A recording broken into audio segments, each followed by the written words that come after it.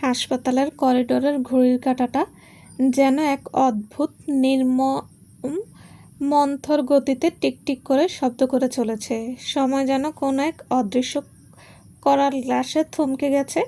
কেটে গেছে আরও 3.5 দীর্ঘ ঘন্টা। রাত এখন প্রায় শেষ হয়ে ভোরের সেই আলো আঁধারি চাদরটা চারপাশের আকাশে আলতো করে বিছিয়ে পড়তে শুরু করেছে। হাসপাতালের নিয়ম বড় কড়া। করিডোরে এত মানুষের একসাথে থাকার কোনো অনুমতি নেই। আর তার ওপর কবির হোসেন এবং কাকলি বেগম দুজনেই বয়সের ভারে এবং রাতের এই আকস্মিক বজ্রপাতের মতো ধকল সইতে না পেরে ভীষণ অসুস্থ বোধ করছিলেন। প্রাণের অনেক বোঝানোর পর অবশেষে কবির হোসেন এবং প্রিয়র বাবা মা খেয়া নাবিলার আপাতত রাতের মতো বাসায় ফিরে যাওয়ার সিদ্ধান্ত নেওয়া হলো। যদিও কারিবের মা কাকুলি বেগম কিছুতেই তার ছেলেকে এই অবস্থায় হাসপাতালের হিমশীতল কক্ষে একা ফেলে রেখে যেতে রাজি হচ্ছিলেন না। তিনি ওটির দরজার সামনে দাঁড়িয়ে বারবার বিলাপ করছিলেন, কিন্তু তার নিজের শরীরের অবস্থা এতটাই খারাপ হয়ে পড়েছিল যে শেষ পর্যন্ত প্রাণ আর কৃষক মিলে তাকে এক প্রকার জোর করেই গাড়িতে তুলে বাসায় পাঠায়। যাওয়ার আগে কাকুলি বেগম আর কবির হোসেন প্রিয়র হাত দুটো ধরে বারবার অনুরোধ করছিলেন, অন্তত বাচ্চাদের মুখের দিকে তাকিয়ে হলেও যেন সে একটু বাসায় যায়।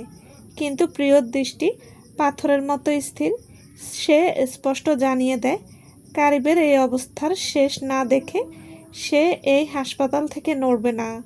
কিয়ারা ততক্ষণে নাবিলার কোলে গভীর ঘুমে আচ্ছন্ন হয়ে পড়েছিল, তাই তাকে খেয়ার সাথে সাবধানে গাড়িতে পাঠিয়ে দেওয়া হয়। এখন এই নিস্তব্ধ নিঝুম হাসপাতালের করিডোরে প্রিয়র পাশে আগলে রাখার মতো 4 জন মানুষ জেগে আছে। তার ভাই প্রাণ, কৃষাব, ঈশান এবং ছোট্ট কাশিফ। সবাই ভেবেছিল কাশিফকেও হয়তো জোর করে কিয়ারার সাথে বাসায় পাঠিয়ে দেওয়া যাবে, কিন্তু 8 বছরের ছোট্ট কাশিফ তার বয়সের তুলনায় বড্ড বেশি শান্ত, গম্ভীর আর বুঝদার। সে আসার পর থেকে তার মায়ের এই ধবধবে সাদা কুর্তিতে লেগে থাকা বাবার লাল তাজা রক্ত আর মায়ের ফ্যাকাশে ফাটল ধরা মুখের দিকে তাকিয়ে সবটা যেন নিজের মতো করে বুঝিয়ে নিয়েছে। সে কোনো কান্নাকাটি করেনি, একটা জেদও করেনি, শুধু শক্ত করে মায়ের একটা হাত নিজের দুটো ছোট হাতের মুঠোয় পুরে দিয়ে মায়ের পাশে চুপটি করে বসে আছে, যেন সে এই কঠিন মুহূর্তে তার মায়ের সর্বোচ্চ বড় শক্তির দেওয়াল হয়ে দাঁড়িয়ে থাকতে চায়। কিছুক্ষণ পর কাশিফ তার মায়ের হাতের ওপর আলতো করে চাপ দিল। প্রিয়র পাথরের মতো স্থির দৃষ্টিটা এবার ভেঙে গেল। সে ক্লান্ত চোখ নামিয়ে কাশিফের দিকে তাকালো। কাশিফ ছোট ছোট চোখ দুটোতে তখন একরাশ পানি জমা হয়ে টলমল করছে, কিন্তু সে নিজেকে সামলে রেখে মায়ের দিকে তাকিয়ে অত্যন্ত ব্যাকুল আর কাঁপা কাঁপা গলায় জিজ্ঞেস করল, মাম্মা, বাবার কি হয়েছে? বাবা কি আমাদের ছেড়ে অনেক দূরে চলে যাবে? বাবা শব্দটা কাশিফের মুখ থেকে শোনা মাত্রই প্রিয়র বুকের ভেতরটা যেন এক তীব্র মোচড় দিয়ে উঠল। সে চরম অবাক হয়ে কাশিফের দিকে তাকিয়ে স্তব্ধ হয়ে রইল। 4টা বছর যেন যে ছেলেটা একটা বারের জন্য তার বাবার নাম মুখে আনেনি, যার মনের ভেতর বাবার প্রতি একটা সুপ্ত অভিমানের পাহাড় জমেছিল, সেই কাশিফ আজ কারিবকে এত বছর পর সরাসরি বাবা বলে ডাকছে। প্রিয় চোখ ফেটে জল চলে এলো। সে কাশিফের গালে হাত রেখে ধরা গলায় বলল, না বাবা, তোমার বাবা তোমাদের ছেড়ে কোথাও যাবে না। ডাক্তার আঙ্কেলরা তো চেষ্টা করছেন। কাশিফ প্রিয়র বুকে মাথা রেখে ডুকরে কেঁদে উঠল। মাম্মা, আমি তো বাবাকে অনেক ভালোবাসতাম, কিন্তু বাবা কেন আমাদের দেখতে যেত না? আমার খুব কষ্ট হতো মাম্মা। বন্ধুরা যখন তাদের বাবার হাত ধরে স্কুলে আসতো, আমার খুব হিংসে হতো। আমি রাতে লুকিয়ে লুকিয়ে কাঁদতাম। এখন বাবা এভাবে ঘুমিয়ে আছে কেন মাম্মা? ওটির ভেতরে এত রক্ত কেন? বাবা কি আমাদের ওপর রাগ করে আছে? কাশিপের অবুঝ মনের আরতি শুনে প্রিয়র বুকের ভেতরটা যেন হাজার টুকরো হয়ে গেল। সে কাশিপকে নিজের বুকের সাথে আরও শক্ত করে জড়িয়ে ধরে তার মাথায় কপালে চুমু খেতে খেতে কাঁদতে লাগলো। প্রিয় কাশিপকে সান্ত্বনা দিয়ে বলতে লাগলো, না সোনা, বাবা তোমার ওপরে একটুও রাগ করেনি। বাবা তোমাকে অনেক ভালোবাসে। তুমি তো আমার লক্ষ্মী ছেলে।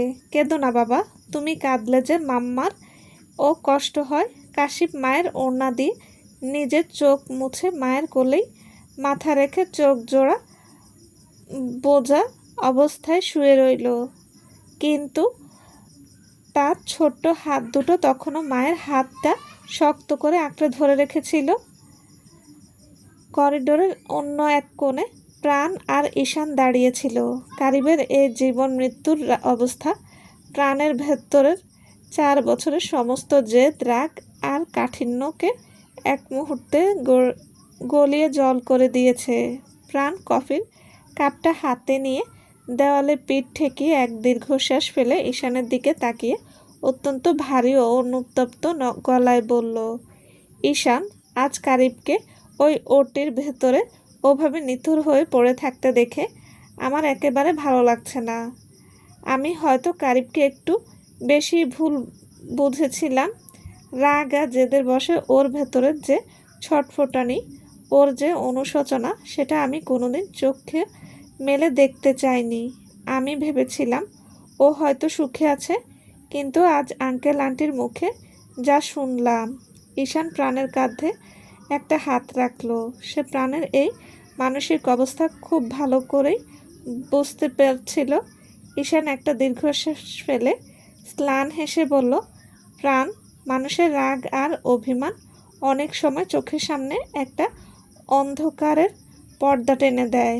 তুই তো প্রিয়র বড় ভাই, বোনের চোখের জল আর কষ্ট দেখে তোর ওরকম রাগ হওয়াটাই স্বাভাবিক ছিল। কিন্তু তুই জানিস না প্রাণ, কারিব এই 4টে বছর প্রতিটা দিন কিভাবে নরক যন্ত্রণার মধ্যে দিয়ে গেছে।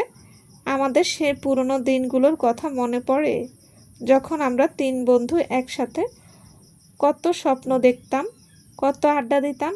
কারিব তো খারাপ মানুষ ছিল না প্রাণ, যদিও ও দোষ ছিল, কিন্তু ও পরিস্থিতির শিকারও হয়েছিল। এই 4 বছর ও যে ওদের একটুখানি দেখার জন্য কতটা পাগল ছিল তা আমি নিজে চোখে দেখেছি। ঈশানের প্রতিটি কথা প্রাণের বুকে তীরের মতো বিঁধছিল। প্রাণের চোখ দুটো ও আজ টলমল করে উঠল। সে মুখটা ঘুরিয়ে নিয়ে বলল, আমি শুধু একটাই প্রার্থনা করছি, কারিব যেন এই বিপদ পার হয়ে ফিরে আসে। আমাদের সেই পুরনো বন্ধুকে আমি আর এভাবে হারিয়ে যেতে দেব না। ঠিক এমন সময় ওটি থেকে একজন ডাক্তার বের হতেই প্রাণ, ঈশান আর কৃষাব আর দেরি না করে পরবর্তী চিকিৎসার বিষয়ে বিস্তারিত জানার জন্য ডাক্তারের দিকে এগিয়ে গেল এবং তার সাথে দীর্ঘ সময় ধরে কারিবের কন্ডিশন নিয়ে কথা বলতে লাগলো। এদিকে রাতের নিস্তব্ধতা ফালি ফালি করে কেটে পুলিশের গাড়িটা হাই হয়ে দৌড়ে বো বো শব্দ ছুটে চলেছে। গাড়ির ভেতরে বসা নাফিস আর রাফির চোখ তখনও জিপিএস ট্র্যাকারের স্ক্রিনে আটকে। ফারহানের লাস্ট লোকেশন দেখাচ্ছে এয়ারপোর্টের আন্তর্জাতিক টার্মিনাল। মাত্র 10 মিনিটের মাথায় গাড়িটা এয়ারপোর্টের 3 নম্বর গেটের সামনে এসে সশব্দে ব্রেক কষল। অফিসার তার টিম নিয়ে গাড়ি থেকে নেমে ভেতরের দিকে ছুটলেন। রাফি আর নাফিসও তাদের পিছু পিছু দৌড়াতে লাগলো। হঠাৎ করে রাফির চোখ গেল ইমিগ্রেশন কাউন্টারের একেবারে সামনের দিকে দাঁড়িয়ে থাকা ফারহানের ওপর। রাফি চিৎকার করে উঠতেই ফারহান নিজেকে চারপাশ থেকে পুলিশ পরিবেষ্টিত দেখে ব্যাগটা ছুঁড়ে ফেলে ভিড় ঠেলে মেঝের উপর দিয়ে দৌড়ে পালানোর চেষ্টা করলো। কিন্তু নাফিস আর রাফি ক্ষিপ্ত গতিতে গিয়ে তাকে ধরে ফেলল।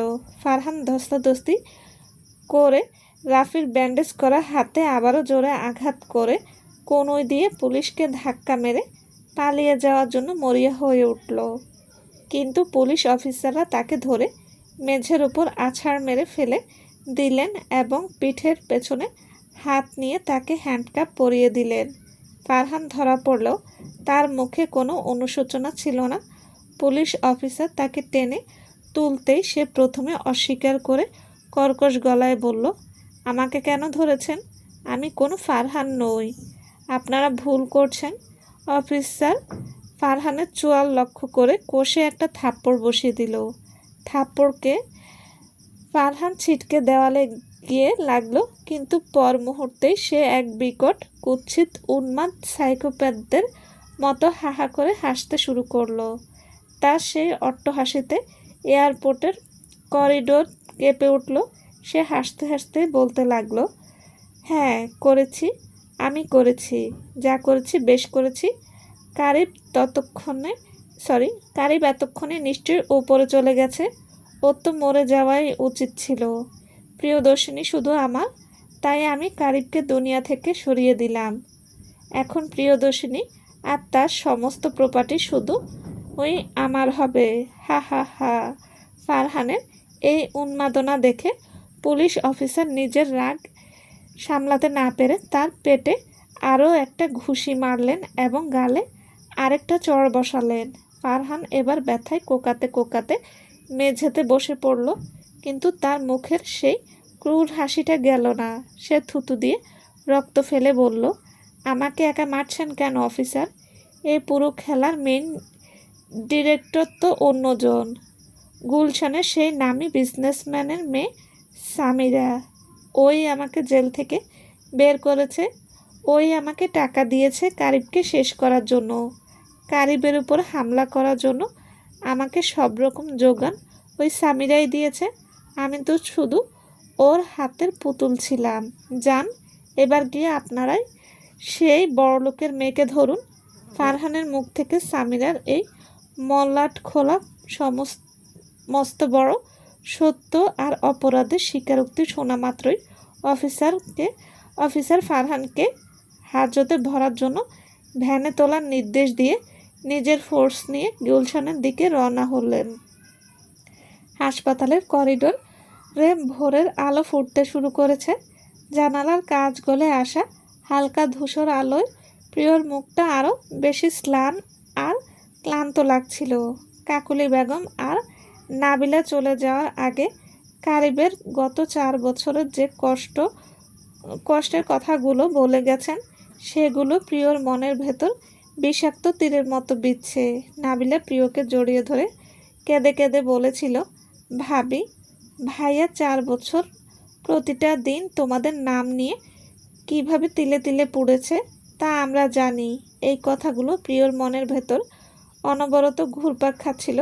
প্রিয়র ভেতরের ভুল বোঝাবুঝি বা কারিবের প্রতি যে ঘৃণাটা ছিল, তা হয়তো আজ অনেকটা স্লান হয়ে গেছে। কিন্তু তাই বলে 4 বছরের এই দীর্ঘ ক্ষত, এই সমাজ আর মানুষের লাঞ্ছনা, আর একা একা 2টো বাচ্চাকে নিয়ে বেঁচে থাকার যে অমানসিক যন্ত্রণা, সেটা প্রিয় এত সহজে কিভাবে মুছে ফেলবে?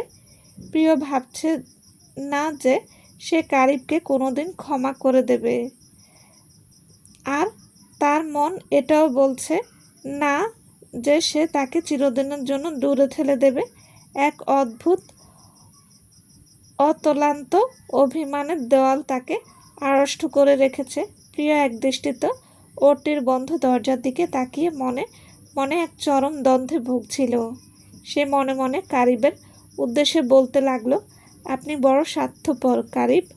4 বছর আগে আপনি নিজেই আমাদের দূরে ঠেলে দিয়ে কত কষ্ট দিলেন, আর 4 বছর পর যখন আমি সব গুছিয়ে একটু বাঁচতে শিখলাম, তখন আবার ফিরে এসে আমাকে এভাবে জীবন্ত লাশ বানিয়ে আইসিইউর বাইরে দাঁড় করিয়ে রেখে নিজে ভেতরে আরামে ঘুমাচ্ছেন। আপনি আবারও আমাকে কষ্ট দিয়ে যাচ্ছেন। আপনার কি একটুও দয়া হলো না আমার উপর?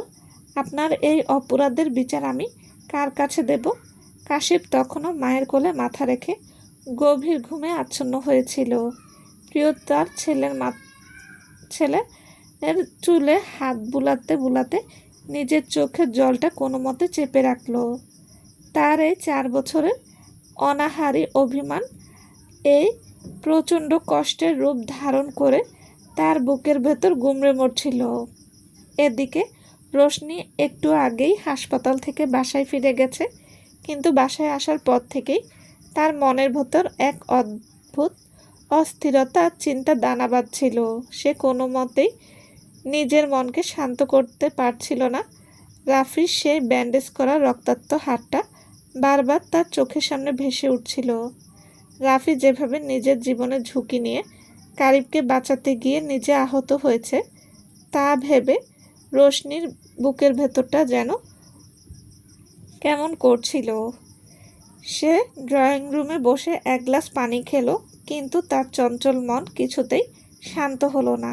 রাফি কিছু খেয়েছে কিনা, তার হাতের ড্রেসিং ঠিকমতো হয়েছে কিনা, এসব ভেবে সে নিজের ফোনটা হাতে নিল। রোশনি একটু ইতস্তত করে রাফির নম্বরে ডায়াল করলো। ওপাশ থেকে 2 বার রিং হতেই রাফি ফোনটা রিসিভ করলো।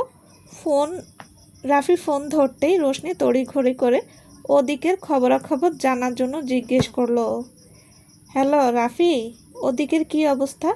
ফারহান কবিরের কোনো খোঁজ পাওয়া গেছে? রাফি ওপাশ থেকে একটু ক্লান্ত গলায় বলল, হ্যাঁ, ফারহান এয়ারপোর্টে ধরা পড়েছে। পুলিশ তাকে অ্যারেস্ট করেছে। প্রিয়দর্শিনী ম্যামকে এখনই কিছু জানানোর দরকার নেই, সকাল হলে পুলিশই জানাবে। রোশনি একটা স্বস্তির নিঃশ্বাস ফেলে বলল, আচ্ছা যাক বাবা, ফারহান কবির ধরা পড়েছে তাহলে। তারপর রোশনি আসল কথাটা জিজ্ঞেস করতে গিয়ে একটু আমতা করে লাগলো। বলছে যে তোমার হাতের কি অবস্থা এখন? ড্রেসিং কি ঠিক মতো করিয়েছ? আর তুমি কি রাতে কিছু খেয়েছো? রাফি ওপাশ থেকে রোশনির এই আমতা করা আর তার প্রতি লুকানো চিন্তা খুব ভালো করে বুঝতে পারল। রাফির ঠোঁটের কোণে এক চিলতে দুষ্টুমি ভরা হাসি ফুটে উঠল। সে একটু মজা নেওয়ার জন্য বলল, কেন বলুন তো রোশনি আপু, আমার হাতের চিন্তায় কি আপনার রাতের ঘুম আসছে না? আপনি কি আমার জন্য খুব বেশি চিন্তা করছেন? রাফির মুখে এই কথা শুনে রোশনির শ্যামা মুখটা লজ্জায় আর রাগে এক মুহূর্তে লাল হয়ে গেল। সে নিজের ভেতরের দুর্বলতা লুকাতে চড়া গলায় বলল, ধ্যাত, কি যাতা বলছো? আমি তোমার জন্য কেন চিন্তা করতে যাব শুনি? তুমি আমার কে হও? আমি তো জাস্ট হিউম্যানিটি খাতিরে জিজ্ঞেস করলাম। তোমার মতো একটা খেপা ষাঁড়ের জন্য চিন্তা করার কোনো খেয়ে দেয়ে কাজ নেই আমার। রাফি হাসতে হাসতে বলল, আচ্ছা বাবা, ঠিক আছে, রাগ করছেন কেন? আমি তো একটু মজা করছিলাম। আমি খেয়েছি আর আমার হাতটাও এখন ভালো আছে। আপনি এত রাতে আমার খোঁজ নিয়েছেন, এতেই আমার হাত অর্ধেক ভালো হয়ে গেছে। রোশনি আর নিজের ওপর নিয়ন্ত্রণ রাখতে পারল না।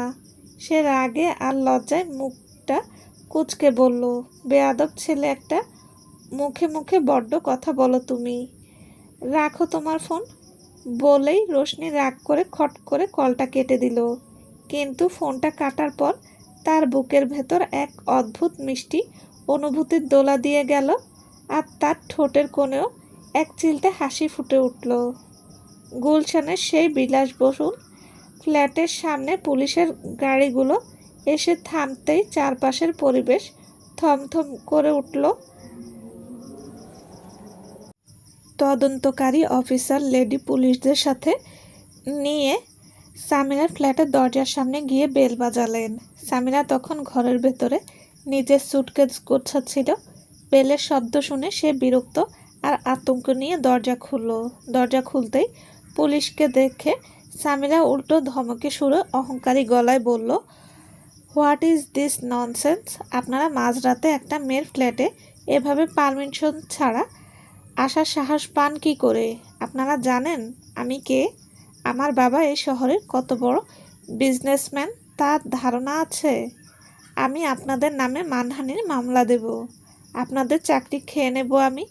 সামিরার এই চড়া গলা আর হুমকি শুনে লেডি পুলিশ অফিসার এক ধাপ এগিয়ে এলেন। তিনি কোনো কথা না বাড়িয়ে সামিরার গালে কষে দুটো থাপ্পড় বসালেন।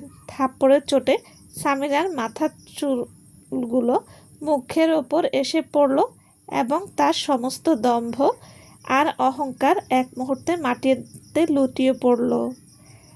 সে গালে হাত দিয়ে স্তব্ধ হয়ে রইল। অফিসার অত্যন্ত কঠোর গলায় বললেন, আপনার এই ফাঁকা হুমকি অন্য কোথাও গিয়ে দেবেন। মিস সামিরা, ফারহান কবির এয়ারপোর্টে ধরা পড়েছে এবং সে আপনার সমস্ত কালো ইতিহাস আর কারিব চৌধুরীকে খুনের ষড়যন্ত্রের কথা পুলিশের কাছে স্বীকার করেছে। আমাদের কাছে অকাঠ্য প্রমাণ আছে। ঠিক এই সময় অন্য একজন পুলিশ অফিসার ঘর সার্চ করে এসে বললেন, স্যার, মিস সামিরার যে বয়ফ্রেন্ড, মানে ওর যে পার্টনার ইন ক্রাইম ছিল, সে অন্য দিকের পেছনের দরজা দিয়ে অলরেডি পালিয়ে পগার পার হয়ে গেছে। ও টের পেয়ে আগেই কেটে পড়েছে। সামিরা তখন বুঝতে পারল যে তার পায়ের নিচে মাটি সরে গেছে। সে চোরের মতো মাথা নিচু করে কাঁপতে লাগলো। লেডি পুলিশ অফিসাররা আর কোনো সময় নষ্ট না করে সামিরার দুহাত টেনে এনে শক্ত করে হ্যান্ডকাপ পরিয়ে দিলেন এবং তাকে গাড়ির দিকে নিয়ে গেলেন। হাসপাতালে কেটে গেছে আর ও 4টি দীর্ঘ ঘন্টা। ভোরের আলো এখন পুরোপুরি ফুটে উঠেছে। আকাশের বুকে সোনালি রোদের আভা দেখা দিয়েছে।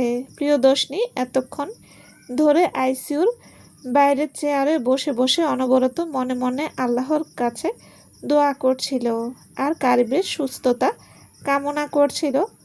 দুশ্চিন্তা, ক্লান্তি আর চোখের জলের ভারে একসময় তার চোখের পাতা দুটো একটু লেগে এসেছিল। ঠিক এমন সময় আইসিইউর দরজা খুলে প্রধান সার্জন বাইরে বেরিয়ে এলেন এবং করিডোরে এসে কারিবের বাড়ির লোকের খোঁজ করলেন। পেশেন্টের ফ্যামিলির কেউ আছেন এখানে? ডাক্তারের গলার আওয়াজ শোনা মাত্রই প্রিয় হুড়মুড়িয়ে সিট থেকে উঠে দাঁড়ালো। তার ঘুম এক নিমেষে উবে গেল। সে কাঁপতে কাঁপতে ডাক্তারের সামনে গিয়ে দাঁড়ালো। ডাক্তার প্রিয়র মুখের দিকে তাকিয়ে একটা চড়া হাসি হাসলেন এবং সেই বহু প্রতীক্ষিত সুখবরটা দিলেন। মিসেস প্রিয়দর্শিনী, কংগ্রেচুলেশন, একটা মিরাক্কেল হয়েছে। আমাদের দেওয়া 12 ঘন্টা পার হওয়ার আগে রোগীর জ্ঞান ফিরে এসেছে। উনি কোমা থেকে বের হয়ে এসেছেন। কথাটা শোনা মাত্রই প্রিয়র মনে হলো তার কান দুটো যেন শ্রুতিমধুর কিছু শুনল। তার চোখ দিয়ে আনন্দের অশ্রু গড়িয়ে পড়ল। ডাক্তার আবার বললেন, জ্ঞান ফিরতেই উনি খুব অস্থির হয়ে আপনার নাম ধরে ডাকছেন। ওনাকে শান্ত করার চেষ্টা করা হচ্ছে, তবে ওনার শরীরের কন্ডিশন এখনও বড্ড দুর্বল। প্রচুর রক্তক্ষরণ হওয়ার শরীর একদম নিস্তেজ হয়ে আছে। বুকে তীব্র ব্যথা আছে, তাই ওনাকে বেশি উত্তেজিত করা যাবে না। প্রিয় আর নিজেকে ধরে রাখতে পারল না। সে অত্যন্ত অস্থির হয়ে বলল, ডাক্তার, আমি কি একবার ওনার সাথে দেখা করতে পারি প্লিজ? ডাক্তার হেসে বললেন, হ্যাঁ, 5 মিনিট পর আপনি কেবিনে গিয়ে দেখা করতে পারবেন। আমি নার্সকে বলে দিচ্ছি। বলেই ডাক্তার চলে গেলেন। প্রিয় আর এক মুহূর্ত দেরি না করে কাশিপকে পাশের একটা ফাঁকা কেবিনের বিছানায় সাবধানে শুইয়ে দিয়ে আসলো, কারণ কাশিপ তখনও গভীর ঘুমে আচ্ছন্ন ছিল। ঠিক তখনই একজন নার্স এসে প্রিয়কে বলল, ম্যাম, আপনি এখন রোগীর সাথে দেখা করতে পারেন। প্রিয়র বুকের ভেতর তখন দ্রিমদিম শব্দ হচ্ছিল। সে অত্যন্ত ধীর কাঁপা কাঁপা পায়ে কারিবের কেবিনের দিকে এগিয়ে গেল। কেবিনের দরজা আলতো করে ঠেলে সে ভেতরে প্রবেশ করলো। ভেতরে প্রবেশ করতেই প্রিয় চোখের সামনে ভেসে উঠল সেই চিরপরিচিত ক্লান্ত অথচ এক স্বর্গীয় মায়াময় ভরা সুদর্শন মুখটি। কারিব বিছানায় আছোয়া হয়ে আছে। তার মুখে এখনো অক্সিজেনের হালকা মাস্ক লাগানো। শ্যামলা কপালে আর চুলে ভোরের রোদ এসে পড়েছে। কারিবের সেই দুটি চোখ যা এক দৃষ্টিতে দরজার দিকে তাকিয়েছিল, যেন সে হাজার বছর ধরে এই একটি মুখের জন্য অপেক্ষা করে আছে। কারিবের সেই চেনা সুদর্শন অবয়বটা আজ বড্ড নিস্তেজ, ফ্যাকাশে আর ক্লান্ত লাগছিল। বুকের সাদা ব্যান্ডেজের ওপর খয়েরি রঙের দাগ। কারিবকে এক জীবন্ত লাশের মতো অবস্থায় দেখে প্রিয়র বুকের ভেতর থেকে এক তীব্র কান্নার রোল গলা ঠেলে উপরে উঠে আসতে চাইল, কিন্তু সে নিজের ঠোঁট দুটো কামড়ে ধরে কোনো মতে সেই কান্নাটাকে আটকে রাখল। তার চোখ ফেটে নোলা জল গড়িয়ে পড়ছিল। সে নিজের কাঁপানো শরীরটাকে সামলে নিয়ে অত্যন্ত ধীর পায়ে কারিবের বেডের পাশে রাখা ছোট্ট কাঠের টুলটাতে গিয়ে বসলো। কারিবের চোখ দুটো তখনও প্রিয়র মুখের উপর স্থির হয়ে আটকে ছিল। সে যেন বিশ্বাসই করতে পারছিল না যে তার প্রিয়দর্শিনী সত্যি সত্যি তার কাছে এসে বসে আছে। চলবে। আসসালামু আলাইকুম। গল্পটি কেমন লেগেছে প্লিজ জানাবেন। আর হ্যাঁ, অবশ্যই লাইক কমেন্ট করবেন। আর যারা এখনও আমার চ্যানেলটি সাবস্ক্রাইব করেনি তাদের বলছি প্লিজ চ্যানেলটি সাবস্ক্রাইব করে পাশে থাকবেন। সবাই ভালো থাকবেন। আল্লাহ হাফেজ।